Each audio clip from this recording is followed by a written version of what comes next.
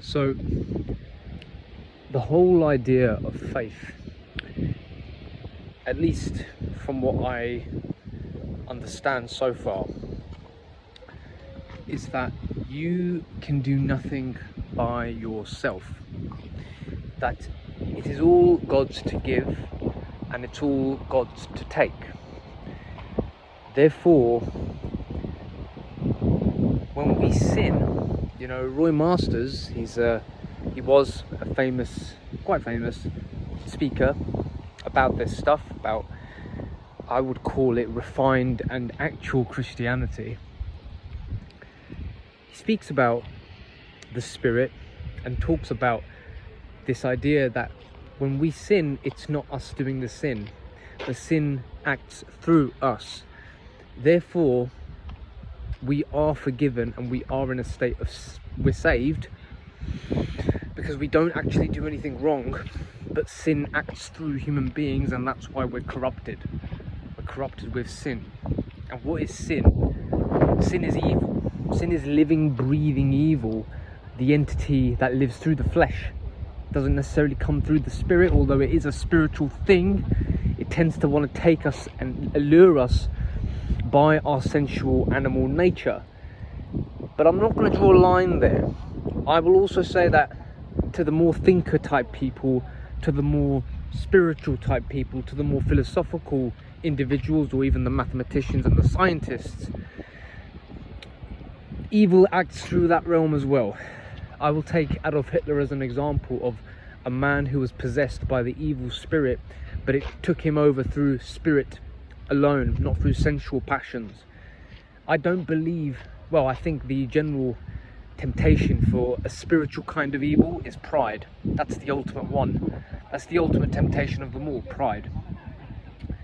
And Hitler was tempted by pride because he wanted to be God. He wanted to be actual God. Not like Stalin, who pretty much did away with any kind of spiritual interpretations of reality. Hitler was a deeply spiritual man who very, very deeply believed in this idea of German mysticism. His religion was German and German based. He wasn't, I don't think, too fond of the Wotanism of his time that was famously expounded by the likes of Himmler and quite a few other members of the party, who, I think most of the members of the party, they were very allured by spiritual concepts like Wotanism and traditional kind of German pagan beliefs. They wanted to reintegrate this into their new world order. Hitler wasn't necessarily that obvious, but he was possessed by a spirit, and he was probably very aware of that, and he wanted to be God. He wanted to be essentially the new God of Germany, and therefore Germany would become the world, and he would then become God of the world. That was his whole game plan, and he was massively seduced by this evil force, this evil spirit, because it was evil. It wasn't good. It wasn't a good, benevolent force. It was an evil taking force. It was a force that was going to only build itself by killing and taking what other people had. Its whole philosophy was based on declaring certain people as being inferior, and those are the people we're going to go and take their land and their resources because they're not deserving of it.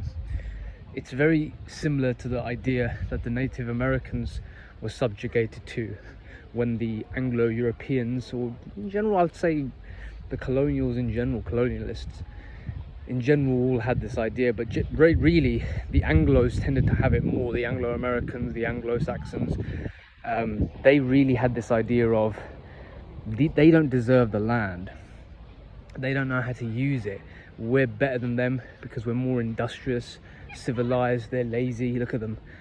We'll better use the land. We'll make it productive, and we will also turn them into our slaves as well because they can't take care of themselves. So let's go take their land, take everything they've got, let's kill a lot of them, and then let's introduce them into our new civilized world and give them our toys instead of theirs.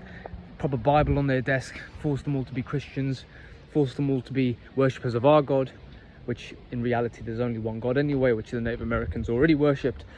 But the Christian capitalist God was nothing more than an institution of theirs. Their church now was an institution of power, which doesn't just tend to happen, but it's a reality across all of humankind. When humankind gets its fingers into these things, it becomes an institution, and it becomes obligatory in the new system of things to have every aspect ruled by the elites. That's the game. But I went on a tangent there. I don't even know what I was originally talking about. I've got amnesia now. Oh, spiritualism. That's right. Hitler wanted to be like the Americans. He wanted to treat the natives of the land that he wanted to conquer just like the Americans treated the Native Americans, or the Anglo-Americans treated the Native Americans. And he was seduced by the spiritual, philosophical, mystic energy, dark energy, which I actually call Wotan, just like Carl Jung. I'm very inspired by Carl Jung's idea of Wotan, and how Wotan was the spirit energy of Germany itself, and Hitler was possessed by that, and that's what took him over, and that's what was, it was a force, a spiritual force, and I will even say it was actually demonic. It was entirely demonic, because it's evil and it's not of God. It's evil, and that's the big one right there. Is, you know, it's a demon or it's demonic when it's evil in nature. And Wotan, as illustrated by Carl Jung, was a warrior god, a god with a small case G. He's a warrior god. He wants you to fight, and he gets off on you fighting each other. He gets off of you killing each other, and he wants to take your souls, because he believes he's going to use your souls to go fight the great war in Ragnarok. I mean, this is all mysticism and stories and myth, but myth always has a deeper psychic, spiritual connotation. And what I believe personally is Wotan is nothing more than a demon, an agent of Satan, who is just on Earth using human beings as playthings. And he's managed to encapsulate himself in the world of the Germans, who have created these certain myths around them, or around him. And he eventually came up and he emerged in the 1900s and took over the soul of Hitler. But anyway, this is way too far off the topic I wanted to talk about initially. Initially, the topic is you can be seduced by the spirit, not just by the flesh. And the main way that Hitler got seduced was pride. He wanted to be God. The spirit got into his pride, took him over, used him as a vessel, completely used him. And then when he was done, once the destruction and the war was all over, the Hitler killed himself. I don't think he's a hero. I used to when I was younger, only because he went against the system, only because he took over, because Weimar Germany was going through a very tough phase, and he came along and he changed a lot. He came along and he went against the status quo. He went against the banks. He nationalized all of the banks under the German government, as opposed to it having independent banks. He probably upset a few of the elites. In fact, he did upset a lot of the elites. And I respected him for that. Controversial opinion, I know, but I did respect him for that. But the part that always used to really make me uncomfortable was the fact that he killed a lot of people, as you should. Killed a lot of people, and he justified it, and he made it seem right, and he didn't care. And then even when the German people were getting absolutely vexed at the end of the war, he didn't care about them either, because he was so possessed by this evil demonic spirit that just wanted war. I believe that was the purpose of the World War II. It was just carnage, and it was just carnage on every side. Yeah, carnage, absolute carnage, and blind murder, and just bestial nature of war. That's what it was. I mean, some of the greatest battles that have ever occurred in history have occurred in World War II. Some of the most tremendous battles. I mean, 1 million, 2 million people all dying in Stalingrad. How many people are coming together, clashing? These clashings of war, these clashings of great powers. It's ridiculous, that's what it is. But going back to my initial topic, and I want to finish up there, is by yourself you can do nothing. So what is that saying? Does that mean be helpless and cry? Yes, it does. But you'll be helpless and you cry, but you give it to God. you surrender it to God. That is the trial, by the way. That's the point of the trial that you're going through, whatever it is that you're going through. Everyone on the internet loves to talk about the good side of Christianity. This is the good side of Christianity, or the good side of religion. All the prophets endured tremendous trials. Your trial will be handpicked for you in order to produce, what does Paul say? Patience. It's the same teaching, by the way. Islam's the same. I'm a Muslim, but I read the Bible. I'm a Muslim. Why am I a Muslim? Because I do the Salah. I fast during Ramadan. The Muslim tradition is what kind of feels right to me in practice, in the right. But in terms of what speaks to me, Christ and his message really speaks to me. Really speaks to me. So I'm not a Christian because I don't go to church, and I don't believe in church. I don't believe in the traditions and the rites of the church. I don't. I respect them. I went to the church today. I didn't really take part in the mass. I just kind of sat in the background, but yeah, I didn't really take part in it though. I was just kind of behind, if you will.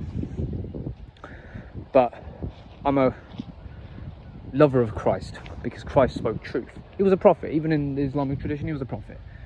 And I would go as far as saying he was a son of God, the son of God. A son of God, the son of God doesn't matter. It's just semantics. What matters is what gives you everlasting life, what gives you eternal life. And if you follow Christ's teachings to a T, you will get eternal life. And I mean that now, by the way. I mean your heart, the void that you feel, the gap, the emptiness, the soul will have everlasting life. And when you do that, when you get the soul to a rich enough state where only service and generosity and charity and prayer are what you're focused on in your day-to-day life, and everything else, all the other concerns kind of fall away and they don't really matter anymore. That right there is the state that I'm speaking of, called eternal life. And this, you become a cup that is just pouring itself out to everyone and everything, because you are a vessel of God's mercy and God's love and God's generosity, who just gives. But when I was in when we were in our poor state, in our unsaved state, let's say, or in our fleshly state, all we could think about was the consumption, taking, never giving but taking. And we're in a state of poverty there. That's the state of demons, by the way. The demons always want to take. God always wants to give. The demons are empty by themselves because they've cut themselves off from God. So now they suck the life force out of his creation. Whereas God only wants to fill up his creation with his own abundance and mercy. So the trial or the temptation that you're undergoing, the purpose of that is to give it to God, to surrender it to God, so that you walk in faith as opposed to on your own understanding. So you walk in faith and let the trial produce perseverance within you and patience within you, as opposed to punishment, as opposed to mindless punishment, as opposed to mindless pain, because it's a meaningful pain. Look, martial arts in the gym are really good for this as well. If you're a man, not even a man, if you're anyone actually, because what that does is it shows that every pain can have a meaning if you're doing it right. Like if I was just in bondage going to the gym because I had to, because a gun was behind my head, I'd probably hate my life and want to kill myself. But because the gym, I know going to the gym, I've chosen to be there, I've chosen to put myself under pain, and every time I push myself and the pain gets worse, I actually feel good, I actually feel better, because I'm doing it and I'm testing my own mind and my own limits, and I'm becoming stronger mentally, physically, emotionally, spiritually. So if I voluntarily choose it, it becomes something that's actually enjoyable. But if I have it done to me, it's incredibly painful and horrendous and unbearable. Christ teaches us the same thing about our cross. We have to take our cross. We have to pick our cross and we've got to bear it. And that's the pain that we've chosen to bear in this world. Yeah, because pain's going to come at us from all directions. Right? Like I remember when I was in Thailand and I broke my leg on a motorcycle accident. I was in pain. I was in a lot of pain and the pain wasn't going away.